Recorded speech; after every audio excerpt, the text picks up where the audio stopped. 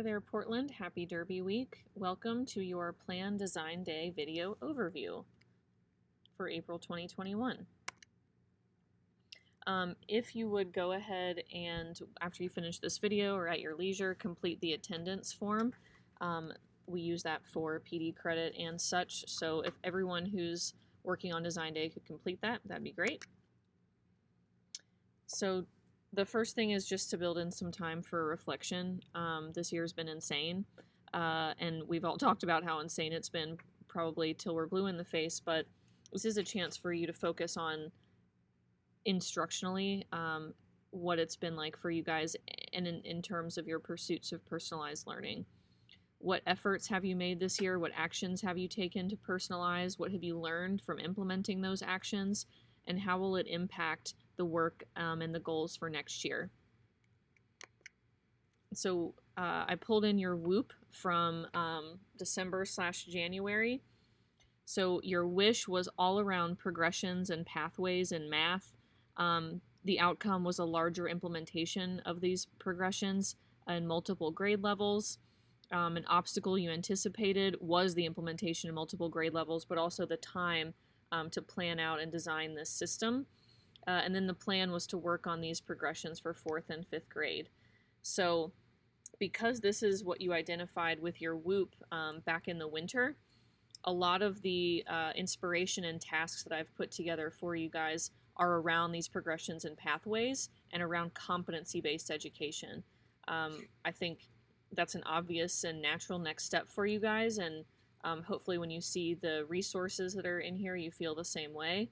But I think this competency-based framework could help deepen the work that you're already doing around progressions and pathways at Portland, and offer some guidance on how to blow out some other supporting resources and school systems to keep you moving in this direction. So just a recap of our rubric and our coaching guide and where you guys have identified that you were. So you guys identified that you were in the developing stage of varying learning experiences, and then the practicing stage of differentiating learning objectives.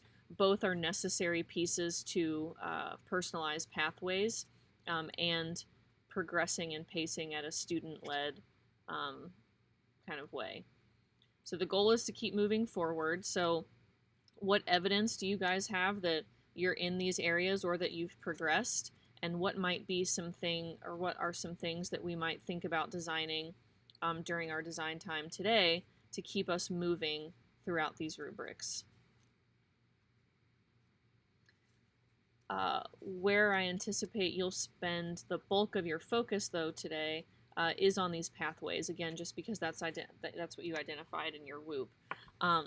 So on the next slide, you'll have the chance to highlight, like on this slide deck, everyone should have editing rights, to highlight some evidence of implementation. Look at beginning and developing, look at practicing and achieving. Where are you guys on personalized learning pathways? You're probably going to find some things in both areas. What are your strengths? What are your areas of growth? And what are some goals that we might put in place as we look to next year, again, to keep moving through this rubric? Just to deepen our reflection and capture some discussion from that previous highlighting piece.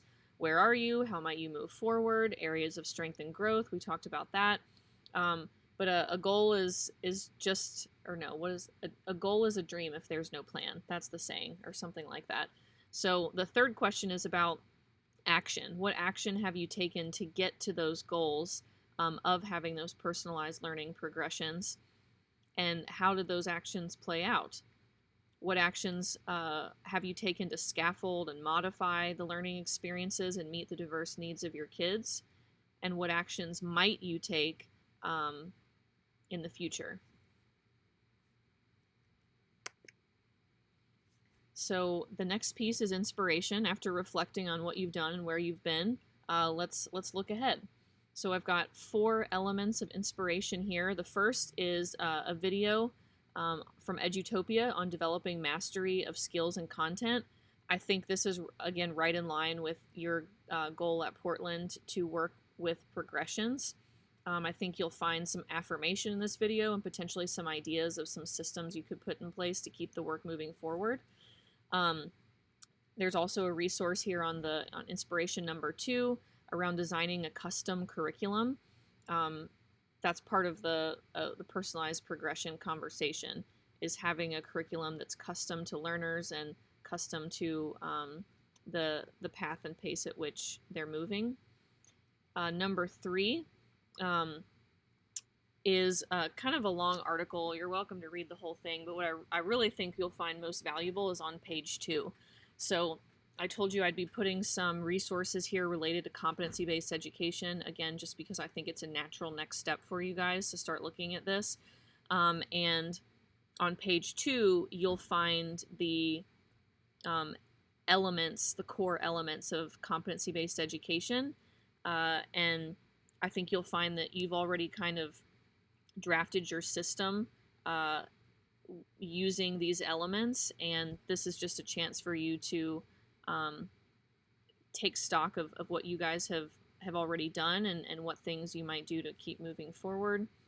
And then on number 4, this actually comes from it's an artifact from the competency-based education program that we had a cohort of educators take part in last year and part of this year, and their one of their assignments was to explain competency-based education to colleagues, talk about what specific shifts might need to take place in our instruction and assessment, and the way that we do things to get to a competency-based place.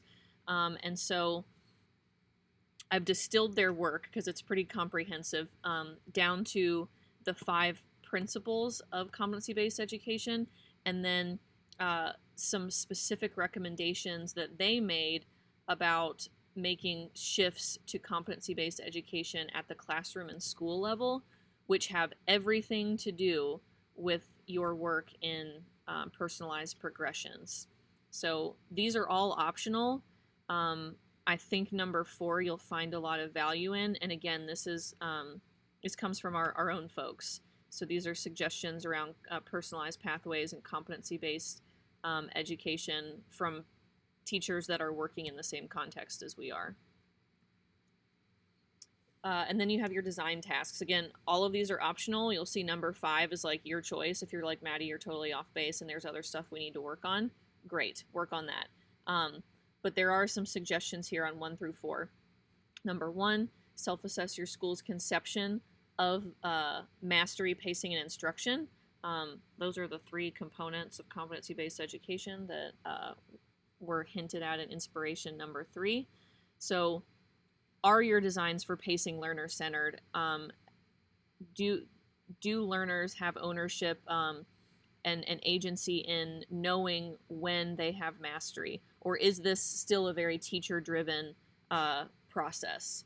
And that's okay if the answer is yes, but just kind of taking stock of that. So that's our first task. The second task is to start designing. No one has to implement, or maybe even brainstorming is a better word, a system for learners to have agency in pacing through a learning pathway. If you've already got pathways up and running, at a lot of schools, the teacher is still the decider of when learners are able to move through those pathways. Even if they're moving more fluidly and more flexibly, the teacher is still kind of the gatekeeper and the decider as to when and where a student moves. So how do we bring learners into that decision-making process? How can we turn over some of that process to them? Can we be really transparent with performance-based rubrics? Can we design self-assessments that are so learner-friendly that kids know without a doubt, yes, this is the performance criteria that is needed. I'm comparing my own work to this criteria. Yes, I'm ready to move on. How do we bring learners into that decision-making process? Task number 3 is related to inspiration number 1. Just discussing what would it look like to shift our assessments from tasks like quizzes, tests, homework, or other assignments, to giving feedback based solely on skills standards or larger competencies like our backpack skills. If you want to get into some early designing of what this might look like, go right ahead, but this task is designed to be really just about discussion and brainstorming. What would it look like? What would it take for us to shift the way that we give feedback? And then number 4, in the teacher backpack, you will see the performance indicators for our success skills for 5th grade, 8th grade, and 12th grade. K to 4 are not present. So another natural next step would be for schools to start to think about what are the performance indicators for us to help us backwards plan and build up to these 5th grade competencies. There are some schools that have already started this work. I worked with Shawnee earlier this week where they're putting together their 9 through 11 performance indicators, building up to what each of those competencies looks like in 12th grade. And then again, like I said, I could be totally off base, and there's other stuff that you might have bigger fish to fry, and in that case, number 5 might be what you need.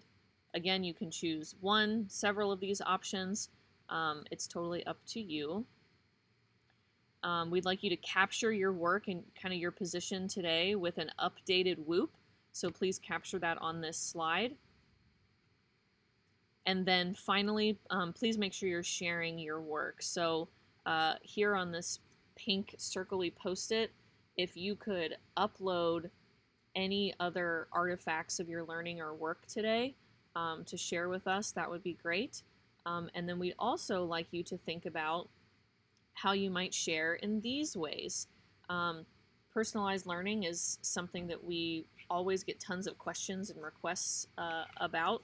So if you're game, I think it would be great for you guys to consider potentially doing a proposal and a session for the mini Deeper Learning Symposium on June 2nd. One of the themes is personalized learning. And then the larger Deeper Learning Symposium this August 2nd through 4th. There's a link here for the website to learn more information, view the primer and some more details, but also put in a session proposal.